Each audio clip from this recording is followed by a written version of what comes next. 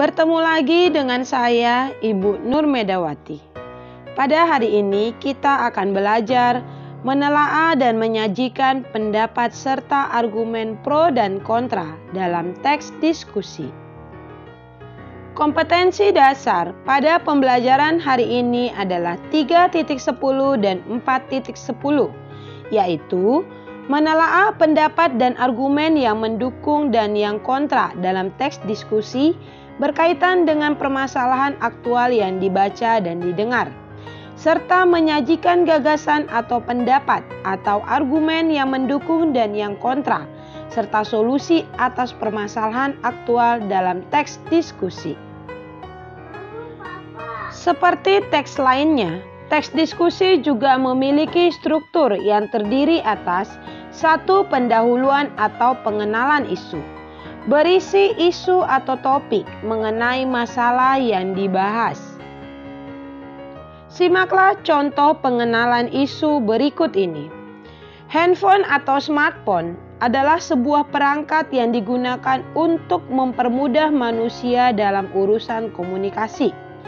Tidak hanya komunikasi saja, smartphone juga digunakan untuk membantu keperluan manusia lainnya.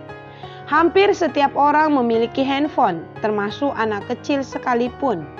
Walaupun begitu, banyak terjadi pro dan kontra dalam hal pemberian handphone untuk anak-anak. Struktur yang kedua, sudut pandang atau paparan argumen. Memaparkan gagasan utama disertai alasan dan bukti pendukung berdasarkan satu sudut pandang tertentu, baik pro maupun kontra. Simaklah contoh sudut pandang berikut ini. Pihak yang mendukung atau pihak yang pro terhadap pemberian handphone kepada anak-anak menganggap bahwa dengan adanya alat komunikasi ini, orang tua menjadi lebih mudah dalam memantau dan mengawasi kondisi anaknya kapanpun dan dimanapun. Selain itu juga, dengan adanya handphone atau smartphone, membuat anak lebih mudah mengakses informasi-informasi yang mereka butuhkan dalam menunjang proses pembelajaran di sekolah. Pihak yang kontra atau pihak yang menentang pemberian handphone untuk anak-anak beralasan bahwa anak-anak belum saatnya untuk diberikan teknologi yang canggih ini. Hal ini disebabkan karena tidak semua informasi-informasi di internet itu baik. Banyak pula konten berbahaya yang tidak boleh diakses oleh anak-anak. Selain itu, dengan memberikan handphone kepada anak-anak, membuat ia menjadi pribadi yang pasif dan susah bergaul dengan lingkungan sekitar, karena ia lebih asyik bermain game di handphonenya.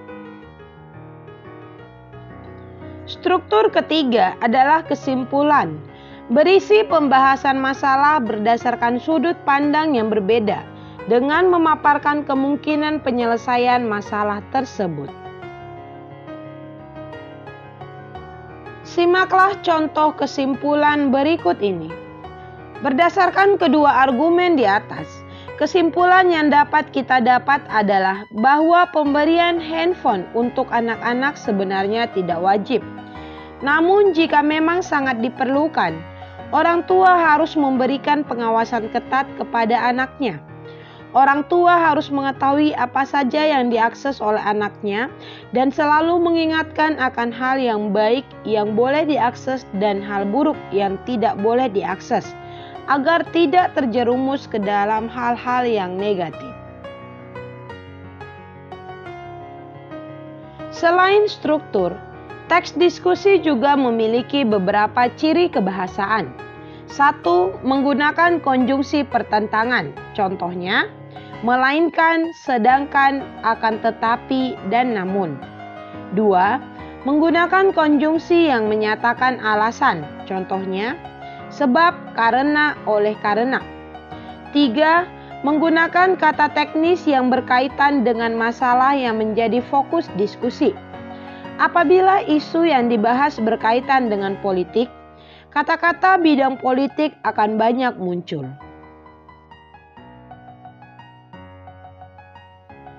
Kebahasaan yang keempat, menggunakan kata-kata persuasif untuk mendapatkan persetujuan halayak.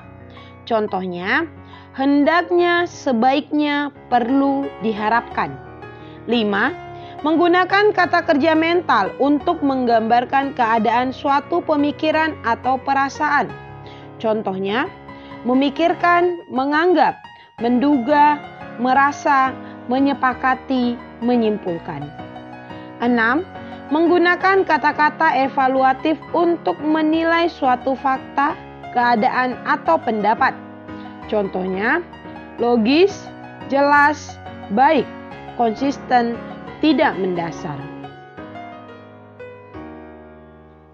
Setelah kita mempelajari struktur dan kebahasaan teks diskusi, selanjutnya kita akan belajar menyajikan teks diskusi. Langkah-langkah dalam menyajikan teks diskusi adalah sebagai berikut. 1. Menentukan topik yang benar-benar dikuasai. 2. Mengumpulkan sejumlah pendapat yang bersifat pro dan kontra dari berbagai sumber. 3. Memadukan dan menilai pendapat-pendapat menjadi paragraf yang saling berkaitan. 4. Merumuskan kesimpulan sebagai solusi atas isu permasalahan.